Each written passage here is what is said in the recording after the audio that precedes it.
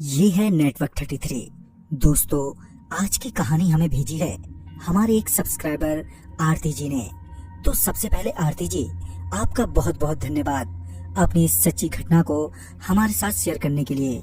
दोस्तों, आपको बता दें, वैसे तो आरती जी ने ये कहानी हमारे ही दूसरे यूट्यूब चैनल इंडार्क पर पोस्ट की थी, मगर हमें ये कहानी इतनी पसंद आई कि हम इस कहानी को आज नेटवर्क 33 पर पब्लिश कर रहे हैं।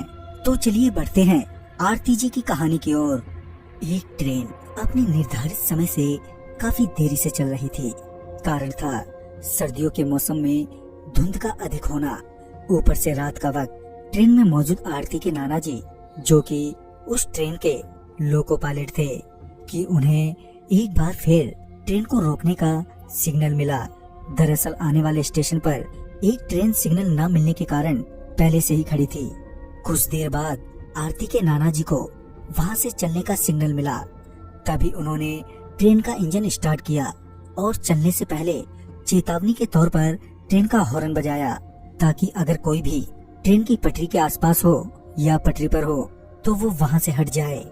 3 बार हॉर्न देने के बाद वो आगे बस चलने ही वाले थे कि उनकी नजर सामने पटरियों पर गई, जहां उन्होंने देखा कि पटरियों पर कोई लेटा हुआ है।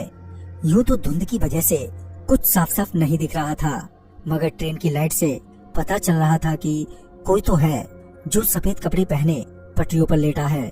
आरती के नाना जी उसे वहां देखकर हैरान थे। कायदे से तो उसे अब तक हॉर्न की आवाज सुनने के बाद पटरियों से हट जाना चाहिए था, मगर वो तो अपनी जगह से टस से मस ही नहीं हो रहा था। आरती के नाना जी ने ट्रेन के विंडो से उसे आवाज देते हुए कहा, अरे भाई, हॉर्न की आवाज सुनाई नहीं दे रही क्या? चलो अब हट भी जाओ पटरियों से। मगर उनके कई बार कहने के बावजूद भी वो वहीं ज्यों का त्यों ही पड़ा रहा। अब आरती के नाना जी को गुस्सा आने लगा था। वो मन ही मन सोच रहे थे कि कैसा आदमी है ये, इतनी तेज हॉर्न की आवाज से भी इसे कुछ फर्क नहीं पड़ा। वो ये सोचते हुए ट्रेन से नीचे उतरे और वो उसकी ओर बढ़े। जब आरती के नाना जी उसके करीब पहुँचे तो उन्हें पता चला कि वो एक 15 से 16 साल तक का लड़का है। आरती के नाना जी ने फिर से उस लड़के से कहा, तुम्हें मेरी ही ट्रेन मिली है मरने के लिए? ये बोलते हुए आरती के नाना जी आगे बढ़ ही रहे थे कि वो लड़का एकदम से खड़ा हो गया। उस लड़के को खड़ा होता देख आरती के नाना जी भी एकदम से रुक गए। आरती के नाना जी अभी उस पर चिल्ला ही रहे थे कि वो लड़का अजीब सी चाल में उनकी ओर बढ़ने लगा।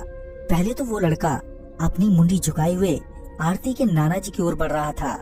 जब वो आरती के नाना जी के करीब पहुंचा तो उसने अपनी मुंडी ऊपर की तो उसकी नजर सबसे पहले आरती के नाना जी के गर्दन पर गई। वो लड़का आरती के नाना जी की गर्दन की ओर घूर रहा था कि तभी ट्रेन में मौजूद आरती के नाना जी के सहकर्मियों की चिल्लाने की आवाज उन्हें सुनाई दी। जब उन्होंने पीछे मुड़कर देखा तो पाया कि उनके साथी उन्हें ट्रेन में तुरंत ही वापस आने के लिए कह रहे हैं। साथ ही वो सारे काफी डरे हुए भी लग रहे थे।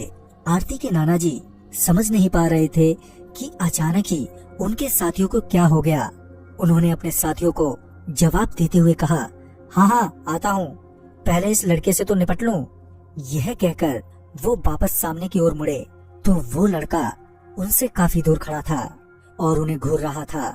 आरती के नाना जी का गुस्सा अभी शांत नहीं हुआ था, मगर पहले ही उन्हें काफी देर हो चुकी थी और वो अब और देर नहीं कर सकते थे।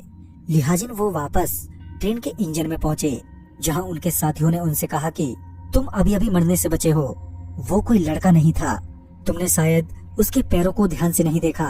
उस लड़के के पैर उल्टे थे। अपने साथियों की बात सुनने के बाद वो एकदम से सदमे में आ गए। तभी उन्होंने मामले की गंभीरता को समझते हुए तुरंत ही ट्रेन स्टार्ट की और वो वहां से निकल गए। मगर रास्ते भर उनके मन में एक ही ख्याल आ रहा था कि वो तो मुझे कुछ भी कर सकता था।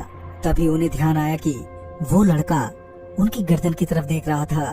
फिर जब उन्होंने अपनी गर्दन पर हाथ फेरा तो उन्होंने पाया कि उन्होंने अपने गले में बजरंगबली का एक लॉकेट पहना हुआ है। तभी उन्हें एहसास हुआ कि शायद उनकी जान बजरंगबली की वजह से बच गई। तो दोस्तों, इस कहानी में बस इतना ही। अगर आपके पास भी आरती जी की तरह ऐसी कहानियां हैं तो हमारे साथ शेयर करना ना भूलें। तो मैं आपका दोस्त राजकुमार जल्द ही मिलूंगा। शायद आप ही की भेजी हुई एक नई कहानी के साथ। तो तब तक के लिए बाय एंड टेक केयर।